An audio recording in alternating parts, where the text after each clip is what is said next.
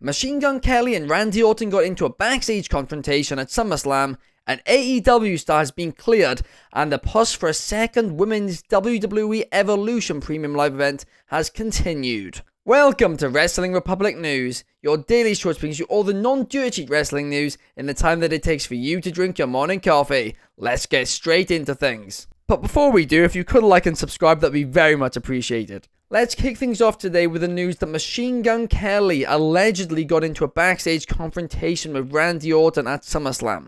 Kelly said this on an interview on Logan Paul's Impulsive podcast, where he said that Randy Orton was talking negatively about him behind his back at SummerSlam, so he went up to Randy Orton and said, "F you." No more details were given about the situation, but Randy Orton did reply to it on X, formerly known as Twitter, with a lying face emoji. So perhaps it isn't true, but why would he lie about it? It's all very confusing.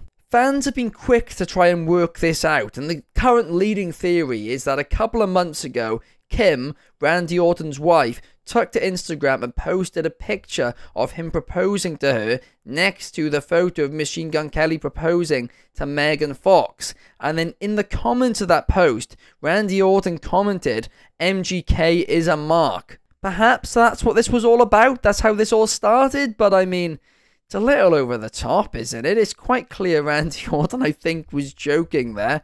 I mean, I don't know, but there's only one solution for this, and the solution is Randy Orton and Kevin Owens with Eminem in their corner versus Machine Gun Kelly and Logan Paul at WrestleMania. We need to see it.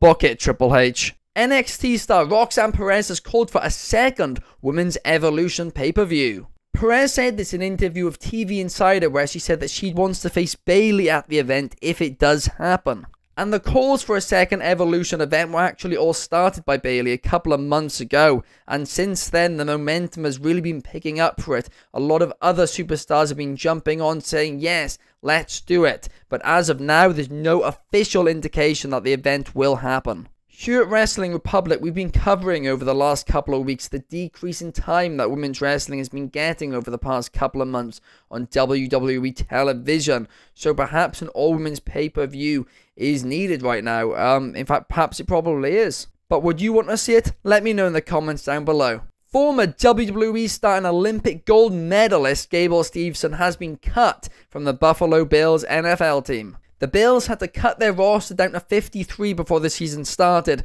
and unfortunately, Gable just did not make the cut. He is still able to be on their practice squad, or he is still able to join another NFL team. When he signed for them in May, he had no footballing experience, but has since played 3 games. Hopefully this all ends up working out for Steveson. I mean, as of right now, all signs point towards he probably should have done another Olympic Games. But it's really unfortunate to see how things just aren't working out for him right now. But let's hope for a comeback story in the upcoming months. 2 TNA stars will be competing on WWE's NXT Premium Live event, No Mercy. Firstly, TNA Zachary Wentz will be taking on his former tag team partner and the man who turned heel on him, Wes Lee. And secondly, in the main event, Joe Hendry will be competing for the NXT Championship as he takes on Ethan Page with Trick Williams as the special guest referee. The prohibited portal is well and truly open, and I mean even just last night on NXT we had a surprise when Rosemary appeared on NXT TV.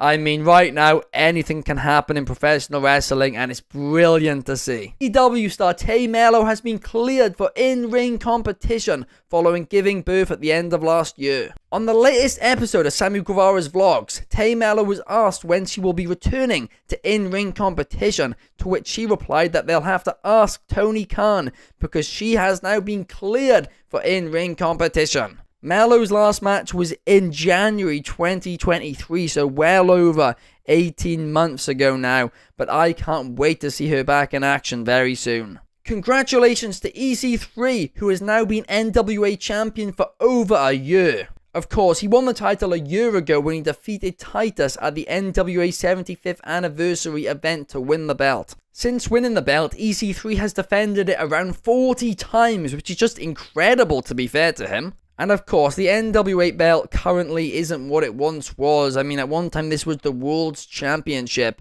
But EC3 defending it that much, being this much of an active champion, I mean, it's certainly adding prestige back to the belt, and you love to see that. But EC3 isn't the only one who deserves his flowers, because Kenzie Page has also held the NWA Women's World Championship for a year now, so congratulations to her as well. She defeated at the same event Camille to win the belt. NWA certainly like long champions. Now it's time for the AEW Dynamite preview ahead of tonight's episode. Of course, this is the first episode of AEW Dynamite following their All-In pay-per-view last weekend.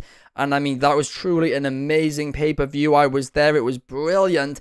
But AEW Dynamite tonight, I'm excited for it, because we have the Dynamite debut of Ricochet, who will be in action against Kyle Fletcher. That one is sure to be an absolute banger. We're also going to have the in-ring return of Jamie Hayter as she takes on Harley Cameron. And Bryan Danielson, the new AEW World Champion, will address his future.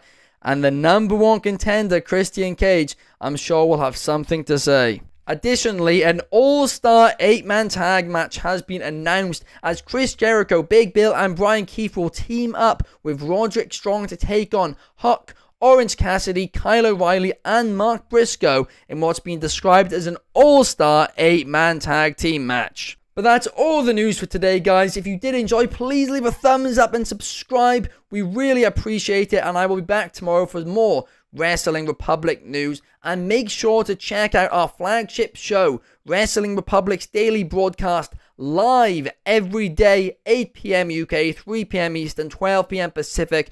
You guys can comment live throughout. We read the comments on there, and it's always a lot of fun. I hope to see you guys there. Peace!